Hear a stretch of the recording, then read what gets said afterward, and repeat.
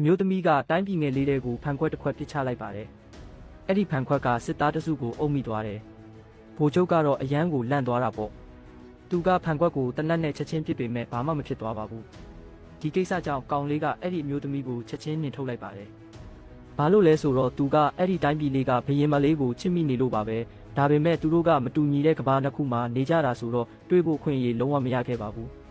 ဘရင်မလေးကသူမရဲ့ချစ်ရသူတွေဆုံးရှုံးရလို့ဝမ်းနဲ့ပူဆွေးနေချိန်မှာကောင်လေးကမီရှူမီပန်းတစ်ခုကိုယူပြီးချက်ချင်းဖောက်လိုက်ပါတယ်။သူကဘရင်မလေးအပေါ်ထားတဲ့သူ့ရဲ့အချစ်ကိုပြချင်လို့ပါမီရှူမီပန်းကိုမြင်တော့ဘရင်မလေးကဝမ်းသာလွန်းလို့ငိုချလိုက်ပါတယ်။နောက်နေ့မှာတော့ဘရင်မလေးကိုရန်သူတွေဝိုင်းထားလိုက်ကြတယ်။ဘယ်အချိန်မဆိုသူမအသက်အန္တရာယ်ရှိနိုင်ပါတယ်။ဒီလိုရေးကြီးတဲ့အချိန်မှာပဲကောင်လေးကရီမုတ်နဲ့မောင်းလို့ရတဲ့တင်ကားရုပ်လေးကိုထုတ်ပြီးတဲခုံပုံစံငယ်နဲ့ပစ်ထည့်လိုက်ပါတယ်။အဲ့ဒီအချိန်မှာပဲမုံတိုင်းတစ်ခုတိုက်ပြီးနောက်တင်ကားကြီးပေါ်လာပါတယ်။ရန်သူတွေကသူတို့ရဲ့ဓာတ်တွေနဲ့တောင်အဲ့ဒါကိုခုတ်ခွဲလို့မရပါဘူး။အဲ့ဒီနောက်ကောင်လေးကရီမုတ်နဲ့ထိန်းချုပ်ပြီးတင်ကားကိုရန်သူတက်မှုစီချိန်လိုက်ပါတယ်။ဒါကသူတို့ကိုအကြောက်ကြီးကြောက်သွားစေပါတယ်။သူတို့စစ်မြေပြင်ကနေလမ်းဖြန့်ပြီးထွက်ပြေးသွားပေမဲ့လုံခြံဖို့ကိုတော့လက်မလျှော့ကြပါဘူး။သူတို့ကအမြောက်တွေတိဆောက်ပြီးစစ်မြေပြင်ထဲထည့်လိုက်ကြတယ်။ဒါကဘရင်မရဲ့တပ်မတော်ကိုအထိနာစေခဲ့ပါတယ်။ဒါတင်မကသေးပဲဘရင်မကိုတိုက်ခိုက်ဖို့ဒုံးကြီးတွေပါလှုပ်လာကြပါတယ်။ဒါကိုမြင်တော့ကောင်လေးလည်းဆက်သေးမခံနိုင်တော့ပါဘူး။သူကအဲ့ဒီဒုံးကြီးကိုကြမ်းတိုက်တန်နဲ့ပြန်ရိုက်ချလိုက်တယ်။နောက်ဆုံးတော့ဒုံးကြီးက